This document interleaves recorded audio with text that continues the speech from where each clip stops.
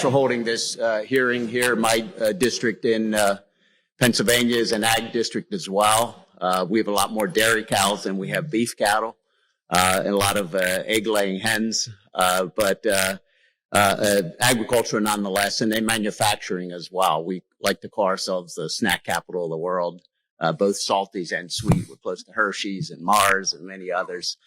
But I was a small business owner myself from the time I was 17 years old, out hanging drywall, and then built a small business to still exist today with several hundred employees, a regional leader in commercial contracting. So see the power of an economy that provides opportunity for people, the power of jobs provide opportunity for people. And in fact, I ran first for the state Senate and then for Congress to really work. I'd seen the growth of government that really intruded in all aspects of our lives and made it much harder for a 17-year-old to run a business, and really ran to kind of fight back against that, both at the state level and then at the federal level. So I hear what you're saying, can relate to what you're saying. And I think the ranking member made a statement this morning that I think was important.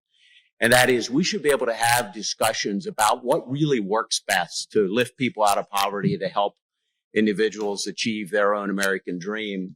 And we have differences of opinion in what is the best path forward, but we ought to be able to have these discussions. And so I appreciate, everyone being here in the room talking about this. But it's pretty clear there is a difference in how we as Republicans and how Democrats approach these issues. I think we can agree that we're all thankful that we live in a country, and to your point, Mr. Mills, that does help those who really need help. And you saw that as mayor, and I've seen that in my community, and I'm grateful for that. And then beyond that, we talk about what's the best way to lift people out of poverty. And I think in general, and I'm very much overgeneralizing, some of the things you're hearing from the Democrat side today rely more on government than what we prefer to. We believe that in the power and the ingenuity of the American people. Wouldn't you all agree, and I'm just curious, the best way to help people, lift people out of poverty is to provide them with a job and to connect them to the job. Do you all agree with that? I see heads nodding. I agree. And I was just thinking that same thing when this question came out, that the path out of poverty is a job. So how do we do that?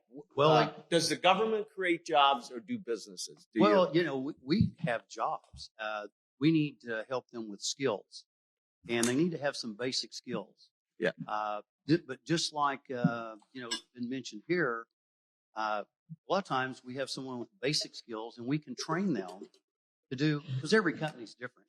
We all do things a little differently, but we can help train them.